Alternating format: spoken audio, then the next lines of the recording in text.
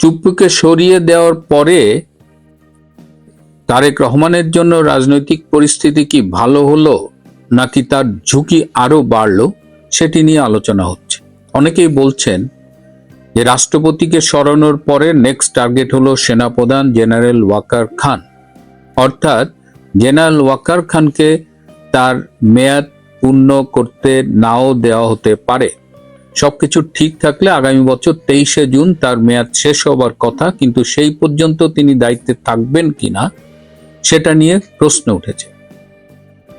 এদিকে নৌবাহিনী প্রধান, তাকে ওয়াদা করা হয়েছিল যে আগস্টের রেজিম চেঞ্জ সাকসেসফুল হলে তাকে 1 বছর এক্সটেনশন দেওয়া হবে, তাকে দেওয়া হয়নি। সভাপতি, নৌবাহিনী প্রধান, সেনাবাহিনী প্রধান, বিমান বাহিনী প্রধান, 3 প্রধানেরই তখন একটা প্রত্যাশা ছিল যে রেজিম চেঞ্জের পরে তারা কিছু না কিছু পাবে এবং মিনিমাম 1 বছর এক্সটেনশন, এই প্রমিসটা কিন্তু তাদের কাছে করা হয়েছিল। কিন্তু 1 বছর এক্সটেনশন তো হয়নি, এখন পুরো মেয়াদ কমপ্লিট করা যাবে কিনা সেটা নিয়েই টেনশন।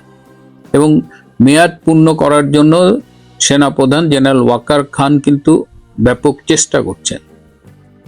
তার একটা স্বপ্ন বাংলাদেশ, পাকিস্তান এবং তুরস্কের একটা মিলিটারি প্যাক তৈরি করে দিয়ে যাওয়া, এবং সভাপতি 1 বছর এক্সটেনশন তিনিও চান। 2025 সালের 7ই জানুয়ারি বেগম খালেদা জিয়া চিকিৎসার উদ্দেশ্যে ঢাকা ত্যাগ করেছিলেন এবং 8ই জানুয়ারি তিনি লন্ডন পৌঁছেছিলেন। তার ঢাকা ত্যাগের প্রাক্কালে 2রা জানুয়ারি সস্ত্রীক জেনারেল ওয়াকার খান বেগম খালেদা জিয়ার সাথে দেখা করেছিলেন এবং প্রায় 40 মিনিট সময় কাটিয়েছিলেন। এই সময়ে জেনারেল ওয়াকার খান টেলিফোনে তারেক রহমানের সাথে কথা বলেছিলেন এবং তখন খালেদা জিয়া তারেক রহমানকে বলেছিলেন যে ওয়াকার খুব ভালো ছেলে, ওয়াকারকে যেন সে দেখে রাখে এবং ওয়াকার তাদের পক্ষে অনেক সাপোর্টিং কাজ করছে। কিন্তু আজ খালেদা জিয়া নেই, তিনি মারা গেছেন। তার ছেলে তারেক রহমান আজকে বাংলাদেশের প্রধানমন্ত্রী, কিন্তু তারেক রহমান কেন জানি জেনারেল ওয়াকারকে মায়ের কথা অনুযায়ী দেখে রাখছেন না। একটা ছবি খুব ভাইরাল হয়েছে, বর্তমানে আর্মিদের প্রমোশন বোর্ডের মিটিং চলছে, তো ছবিতে তারেক রহমানের পাশে জেনারেল ওয়াকার দাঁড়িয়ে আছেন এবং যারা বডি ল্যাঙ্গুয়েজ নিয়ে কথা বলেন তারা অনেকেই জানতে চেয়েছেন বা যে ভঙ্গিমায় জেনারেল ওয়াকার দাঁড়িয়েছিলেন সেটি আসলে কি প্রকাশ করে। আর্মির ভেতরে কি কোনো অসন্তোষ দানা বাঁধছে? রাষ্ট্রপতির চলে যাওয়াটাকে আর্মি কেমন ভাবে নিয়েছে? এর ইম্প্যাক্ট বা এর কনসিকুয়েন্স হিসেবে আর্মিতে কি প্রভাব পড়তে পারে সেটা নিয়ে কি আর্মির ভেতরে আলোচনা চলছে? সবকিছু মিলিয়ে জেনারেল ওয়াকার এক ধরনের বলা যায় বিষণ্ণতায় ভুগছেন, অনিশ্চয়তায় ভুগছেন তার ক্যারিয়ার, তার বাকি টেনিউরটা নিয়ে। তিনি তুরস্কের সাথে যে প্যাকটা করতে চাচ্ছেন, আবার জেনারেল ওয়াকার কিন্তু দিনের শেষে ডিপ স্টেটের লোক। তারেক রহমান কার লোক? তারেক রহমানকে ক্ষমতায় এনেছে মূলত ভারত, আমেরিকার সাথে আন্ডারস্ট্যান্ডিং এর মাধ্যমে। শুধু ভারত নয়, যদি আরো স্পেসিফিক্যালি বলি, ভারতের পররাষ্ট্রমন্ত্রী ডক্টর জয়শঙ্কর, এটি তারই উদ্যোগ ছিল। জামাত ঠেকানোর জন্য তারেক রহমানকে তারা সেই মুহূর্তে উত্তম বিকল্প মনে করেছিল। কিন্তু ক্ষমতায় গিয়ে তারেক রহমান কিন্তু ভারতের সেই আস্থার প্রতিদান দেননি। ভারতের অনেকেই মনে করেন যে এই তারেক রহমানের যে ভারতের প্রতি অ্যাটিটিউড, তার দ্বারা Bharat is feeling exploited. Bharat মনে করছে যে তারেক রহমান তাদের সাথে সঠিক আচরণটা করেনি। এখন সেপ্টেম্বরে ভারতে ব্রিক্সের মিটিং এবং সেই মিটিংয়ে তারেক রহমানকে আমন্ত্রণ জানানো হয়েছে। দেখা যাক তারেক রহমান ব্রিক্সের মিটিংয়ে ভারতে যায় কিনা। যদিও এই ব্রিক্সের আগেই নরেন্দ্র মোদীর সরকারকে সরিয়ে দেওয়ার একটা চেষ্টা করা হয়েছিল। যখন নরেন্দ্র মোদীর এই কথা বলছি এবং আমি যে ভারতের যে আন্দোলনটা হলো ককরোচ জনতা পার্টির, একটা মজার ঘটনা হয়েছে। পরশুদিন পাঞ্জাবে একটা পাবলিক পরীক্ষার প্রশ্ন ফাঁস হয়েছে, এবং দিল্লিতে যে আন্দোলনটা হয়েছিল সেটা এই পাবলিক পরীক্ষার প্রশ্ন ফাঁস নিয়েই।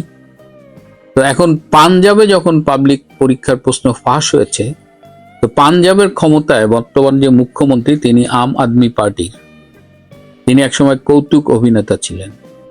তো তিনি এখন এই পাঞ্জাবের এই মুখ্যমন্ত্রী। তো এখন স্বভাবত একটি আন্দোলন দানা বাঁধবার কথা, কিন্তু পাঞ্জাবে আম আদমি পার্টি বলছে না, এই ধরনের আন্দোলন করা যাবে না। ভারতের কেন্দ্রে দিল্লিতে তারা আন্দোলন করবে, কিন্তু নিজেদের ঘরে যখন একই সমস্যা, যে অভিযোগে তারা এখন অভিযুক্ত, সেখানে কিন্তু এখন আন্দোলন হচ্ছে না। তার মানে আম আদমি পার্টি এবং অনেকে মিলে ভারতে যে আন্দোলনটি করেছিল ককরোচদের সামনে রেখে, সেই আন্দোলনটা আসলে যে যে দাবির কথা বলেছে সেটা না, এর অনেক গভীরে এর শেকড় প্রথিত ছিল। যাই হোক, তারেক রহমান ভারতের সাথে কথা রাখছে না, তারেক রহমান ওয়াকারের সাথে কথা রাখছে না, তারেক রহমান আমেরিকার সাথে কথা রাখছে না। সেটা আবার বলা যায় তাদের অতিরিক্ত চীন প্রীতি, এবং এই যে সার্জিও গোর আসবেন, সার্জিও গোর এসে তিনি আবার রোহিঙ্গাদের সাথে মিটিং করবেন। আজ সকালেও বাংলাদেশ মিয়ানমার যে সীমান্ত, সেখানে আরাকান আর্মির উপরে ব্যাপক আক্রমণ হয়েছে। মিয়ানমারের জান্তা সরকার ব্যাপক বোমবিং করেছে আজকে সকালেও। অর্থাৎ আরাকান আর্মির উপরে কিন্তু একের পর এক আক্রমণ চলছেই। এদিকে ডক্টর ইউনূস কিন্তু বাংলাদেশের রাষ্ট্রপতি হবার আকাঙ্ক্ষা এখনো ত্যাগ করেননি। তিনি তার মার্কিন প্রভুদের কাছে তারেক রহমানের বিরুদ্ধে নালিশ করেছেন, কারণ তারেক রহমান তাকে কথা দিয়েছিল তারেক রহমান প্রধানমন্ত্রী হলে এবং ইউনূস যদি শারীরিকভাবে মানসিকভাবে সক্ষম থাকে তাহলে তাকে রাষ্ট্রপতি করা হবে। কিন্তু এখন তারেক রহমান ডক্টর ইউনূসকে রাষ্ট্রপতি করবার মতো ভরসা পাচ্ছেন না। ডক্টর ইউনূস এখনো খুব চেষ্টা করছে, যদিও তার প্রাক্তন প্রেস সচিব ডাস্টবিন শফিককে দিয়ে বলাচ্ছে যে ডক্টর ইউনূস রাষ্ট্রপতি হতে চান না। এটি অসত্য তথ্য। ডক্টর ইউনূস রাষ্ট্রপতি হওয়ার জন্য বিশ্বের নানান প্রভাবশালী ব্যক্তি দিয়ে তারেক রহমানের উপরে প্রভাব খাটিয়ে যাচ্ছে। অর্থাৎ তারেক রহমান ডক্টর ইউনূসের সাথেও কথা রাখে। তারেক রহমান তাদের দীর্ঘদিনের পরীক্ষিত মিত্র জামাতের সাথেও কথা রাখছে কিনা সেটি নিয়েও প্রশ্ন উঠছে। যে কারণে জামাত এনসিপির যে দুই দলের যে জোটটা, তারা কিন্তু সরকারকে আক্রমণাত্মক ভাষায় বিভিন্ন কথা বলছে, এবং এর মধ্যে বিভিন্ন জায়গায় বোম ফুটছে। মেট্রো রেলের নিচে বোম পাওয়া গেছে, উত্তরায় বোম ফুটছে। অর্থাৎ পরিস্থিতি ঘোলাটে হবার লক্ষণ দেখা যাচ্ছে। এই অবস্থায় সার্জিও গোর আসবে 29শে জুলাই। সেটি নিয়েও তারেক রহমান সরকার এই মুহূর্তে ভীষণ ব্যস্ত, কিভাবে সার্জিও গোরকে তারা মোকাবেলা করবেন। কারণ ইতিমধ্যেই চাউর হয়ে গেছে যে চীন প্রশ্নেই মূলত আক্রমণটা হবে। রোহিঙ্গাদের সাথেও সার্জিও গোরের কিছু আলোচনা আছে। অর্থাৎ মিয়ানমার সংক্রান্ত ওই করিডোর, এ বিষয়েও সার্জিও গোর প্রেশার ক্রিয়েট করবেন, যেটা আমি আগেই বলেছি। এবং এই পরিস্থিতিতে জেনারেল ওয়াকার কি করবেন, তার উপরে ডিপ স্টেটের কোনো নির্দেশ আসবে কিনা, সেটাও কিন্তু ভেবে দেখতে হবে। অর্থাৎ আগামী দিনগুলোতে রাজনীতির মাঠ আবার গরম হয়ে যেতে পারে। চাইনিজ মাছ দেখেছেন? যদি না দেখে থাকেন তাহলে আমি অনুরোধ করব, গুগল সার্চ করে না চাইনিজ বাম্বু সার্চ করে ইমেজে যাবেন, দেখবেন ইয়া মোটা মোটা দেখতে সুন্দর চাইনিজ বাঁশ। সে বাঁশ কিন্তু আমাদের বাঁশের মতো অত শক্ত নয়, কিন্তু সেই বাঁশ কিন্তু ওরা খাদ্য হিসেবে ব্যবহার করে। চীনেরা স্যুপ টুপ এই জাতীয় কিছু করেন। তা আমার মনে হয় তারেক রহমান যখন শি জিনপিং এর সঙ্গে দেখা করতে গেছিলেন, সেই সময় শি জিনপিং মহোদয় তাকে বোধহয় ওই বাঁশের স্যুপ টুপ খাইয়েছিলেন। সুস্বাদু লেগেছে। পাশেই বোধহয় কোথাও ঘুরতে ঘুরতে গেছিলেন, বাঁশ ঝাড় দেখেছেন, তাতে উনি চড়ে বসেছেন। মানে ওই বাঁশ ঝাড়ে মাঝে মাঝেই না ফাটা থাকে। অসাবধানতা বশত কেউ যদি বসে পড়েন তাহলে তার জীবন নষ্ট। না পারবেন উঠতে, না পারবেন বসে থাকতে। এখন ওই বাঁশঝাড় থেকে তারেক রহমান তো আর নামতে পারছেন না, আর মনে মনে গালাগাল করছেন খলিলুর রহমানকে। হারামজাদা তুই গেলি কই, তোর কি গেলি কেন, আমার কে নামাবে? এখন যাকে তিনি গালাগাল করছেন তিনিও তো গলা জলে ফেসে আছেন। ডাঙায় উঠলে বাঘ আর জলের মধ্যে কুমির আনাগোনা করছে। তিনি ভাবছেন তুর্কির সঙ্গে আমি তো বেশ ভালো আলাপ সালাপ করে এসেছি, সমস্ত এগ্রিমেন্টের কাগজপত্র আমি রেডি করে এসেছি, এইবার তো 29 তারিখ যাচ্ছেন সার্জিও গোর। এখন বাঁশঝাড় থেকে সার্জিও গোর তো টেনে নেওয়াবেন। আমি কল্পনা করছি সে এক রক্তারক্তি কাণ্ড হবে।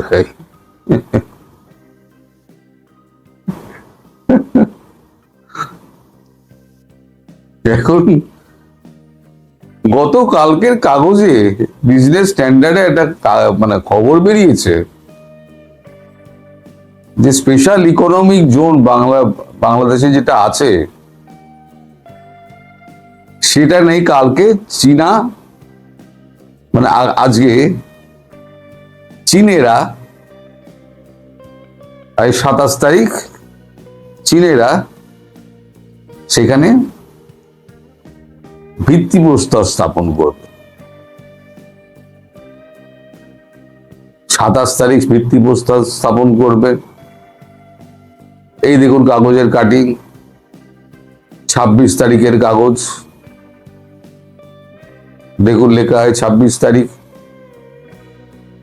তাহলে এখন চীনে বাঁশে তিনি তো আটকে পড়ে রয়েছেন,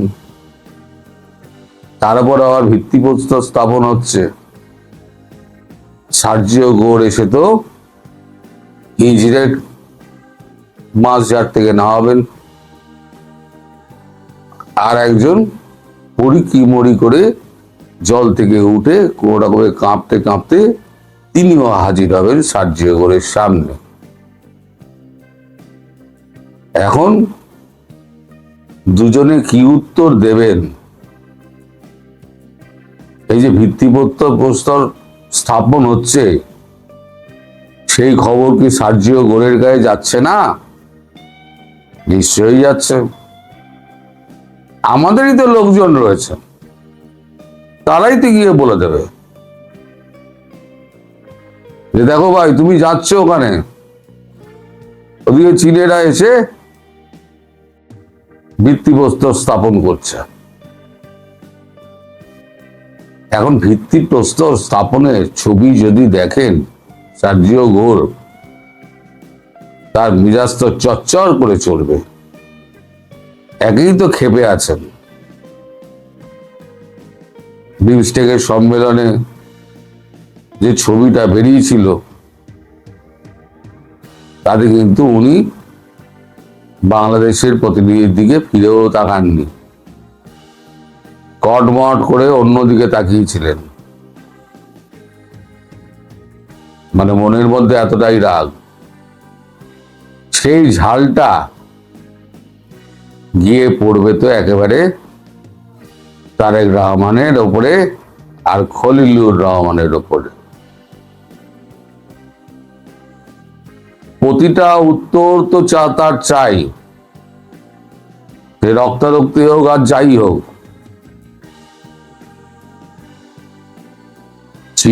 চীনকে শুধু দিয়েই এসছো, চীন থেকে তো কিছু পাওয়া যায়নি, একটা ঢেলা পয়সা দেয়নি। উল্টে বলেছে তিস্তা প্রকল্প যেটা করব তার অর্থায়ন আমরা করব না, আপনাদের করতে হবে। তাই এই সমঝোতা পত্র সই করে আর ওই বিমান কেনার চুক্তি সই করে তিনি বাঁশঝাড়ে উঠেছেন না কোথায় উঠেছেন, আমি কি বলবো বলুন। এখন আপনারা এখন জবাব দেবেন যে এই বাঁশঝাড় থেকে তিনি নামবেন কি করে। তারপরে মানে আজকে সকালে খবর পেলাম ট্রাম্পের সঙ্গে নাকি তার বাংলাদেশ যাওয়ার আগে কথা হয়েছে। ট্রাম্পের তিনি সহযোগী এবং ট্রাম্পের সঙ্গে সরাসরি যদি কারোর ফোনে কথা বলতে হয়, কিয়দংশের মানুষ রয়েছে মার্কিন যুক্তরাষ্ট্রে, তাদের মধ্যে সার্জিও গোর একজন। সেখানে তাদের মধ্যে কি বাক্যালাপ হয়েছে শি জিনপিং এর ব্যাপারে, সেই বাক্যালাপ নিয়েও কিন্তু ঝাড়টা গিয়ে পড়বে ওই 29 তারিখ আর 30 তারিখে। এর মধ্যে আবার শেখ হাসিনার সঙ্গে কথা হয়েছে, সব মিলিয়ে মিশিয়ে যা হয়েছে তা একদম খিচুড়ি পেকে গেছে। এর মধ্যে আবার একটা খবর দিয়ে আপনাদের, এটা হচ্ছে লেটেস্ট গতকাল রাতের খবর। সেটা হচ্ছে এই যে আমাদের যে ব্রিক্সের সম্মেলন আছে না, সেপ্টেম্বরের 12 এবং 13, সেখানে বাংলাদেশকে ডাকার কথা হয়েছিল। যেহেতু ভারত হোস্ট কান্ট্রি, বাংলাদেশকে ডাকা হয়। তাই এবারে যেহেতু বাংলাদেশের মসনদে এখন তারেক রহমান বসে আছেন, তাই প্রথম মাফিক তাকে ডাকা হয়েছিল। এখন বর্তমান পরিস্থিতিতে আমাদের এই সাউথ আফ্রিকা দিকে বসেছে,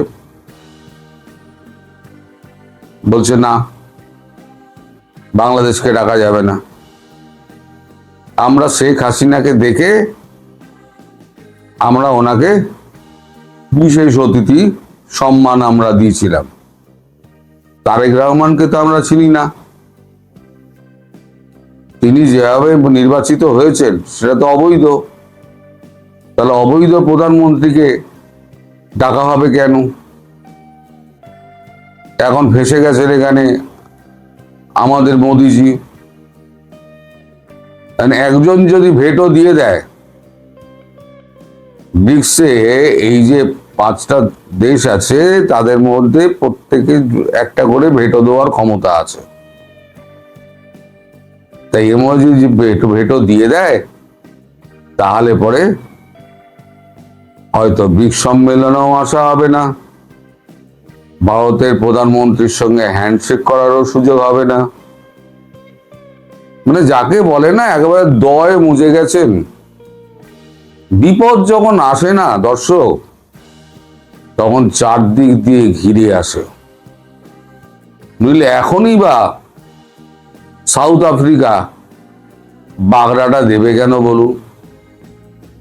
কারণ মোদিজি বলছেন আমি তো বলে দিয়েছি আমার তারা সম্মানের ব্যাপার আছে। সেটা নিয়ে এখন বাদানুবাদ চলবে নাকি কূটনীতিক কথাবার্তা চলবে তা আমি জানি না।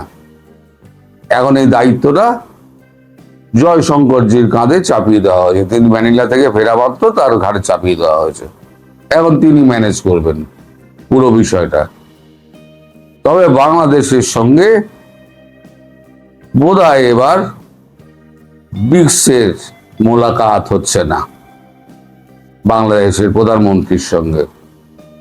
অর্থাৎ নরেন্দ্র মোদীর সঙ্গে মৃদুতম একটা সাক্ষাতের যে সুযোগ ছিল সেটাও বোধহয় হাতছাড়া হচ্ছে।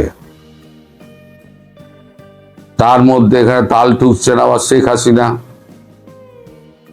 তিনি বলছেন আমি সেপ্টেম্বরেই ফিরে যাব। আর সেপ্টেম্বরের 12-13-তে যদি উনি এতে থাকেন, ব্রিক্সের সম্মেলনে থাকেন, মানে উভয় দিকে বিপদ। তখন যদি শেখ হাসিনা ঢুকে পড়েন, সেখানেও তো একটা চিন্তা। নাহলে শেখ হাসিনা সেপ্টেম্বর বললেন কেন? তার কাছে নিশ্চয়ই খবর আছে সেপ্টেম্বরে 12-13 তারিখে ব্রিক্সের সম্মেলন। তিনি জানেন না? এত বছর ধরে অ্যাটেন্ড করে আসছেন, কিন্তু জানেন সব। প্ল্যানের মধ্যে কি আছে আমি জানি না, কিন্তু সেপ্টেম্বর মাসটাই উনি বাঁচলেন কেন, যখন ব্রিক্সের সম্মেলন আছে?